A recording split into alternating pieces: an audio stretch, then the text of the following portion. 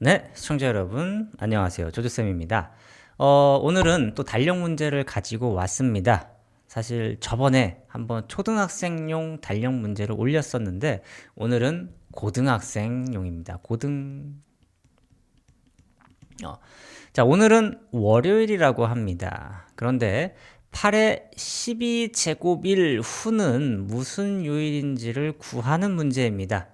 한번 일시정지하고 직접 풀어보신 다음에 제 영상 이어서 봐주시면 되겠습니다. 그럼 일시정지 해주세요. 네, 저는 이제 여러분들이 이제 스스로 풀고 오고 이제 저랑 같이 한번 제 풀이랑 비교해 보시길 바라겠습니다. 일단 달력의 성질을 당연히 알고 있어야겠죠. 오늘이 월요일인데 만약에 7일 후 그럼 무슨 요일입니까? 당연히 일주일이잖아요. 일주일. 일주일은 7일이니까 다시 월요일이 되겠죠. 그럼 만약에 제가 또 14일 후라고 써도 되지만 7 곱하기 2라고 좀 써볼게요.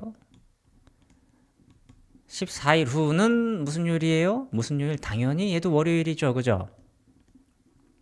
뭐 이런 느낌으로 간단 말입니다. 근데 7 곱하기 예를 들어서 네모예요. 이 숫자가 얼마인지 몰라요. 100일 수도 있고 1000일 수도 있지만 이만큼 일 후 이것도 무슨 요일이 되죠?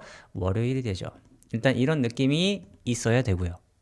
그런데 이제 어려웠던 이유가 선생님 8의 10의 제곱인데 8을 그러면 정말로 12번을 다 곱해가지고 우리가 생각을 해야 되나요? 라고 할 수 있겠습니다. 그죠? 근데 이제 고등학생 과정이라고 말씀드렸죠. 사실 이항 정리를 여러분들이 좀 알고 계셔야 좀 수월하게 풀 수 있지 않을까라고 생각이 듭니다. 물론 이항 정리 이외에 또 다른 방법이 있었다라시는 분은 그런 분은 이제 댓글을 남겨주시면 감사할 것 같습니다. 그래서 이제 8의 12제곱을 한번 어떤 식으로 정리할 건지를 봅시다. 얘는요, 물론 만약에 고등학생이라면 이제 이런 실수를 좀 많이 합니다. 선생님 8은 10 빼기 2의 12제곱 아닌가요? 물론 뭐 맞는 말이죠. 하지만 이항 정리했을 때 우리가 원하는 7 곱하기 얼마 형태의 꼴이 만들어지기가 어렵습니다. 그래서 계산이 좀 힘들다는 거예요. 오케이. 그래서 이렇게 보기보다는 8을 1 더하기 7의 12제곱 이렇게 봐주는 게 좋다라는 거죠. 그럼 이제 여러분들이 이항 정리를 알고 있다면 이 녀석을 한번 전개해 봅시다. 전개하는 건 좀 다양하겠지만 저는 12C0 7을 한 번도 안 선택합니다. 그러면 1을 12번이에요. 어차피 1은 1이니까 생략 더하기 12C1 7을 한 번, 그죠? 1제곱 더하기 12C2 7의 2제곱 이런 식으로 쭉쭉쭉 가겠죠? 12C3 7의 세제곱 쭉쭉쭉 가서 어디까지 갑니까? 12C 12 해서 7의 12제곱까지 가겠죠. 이거를 실제로 계산하면 이런 값이 나옵니다.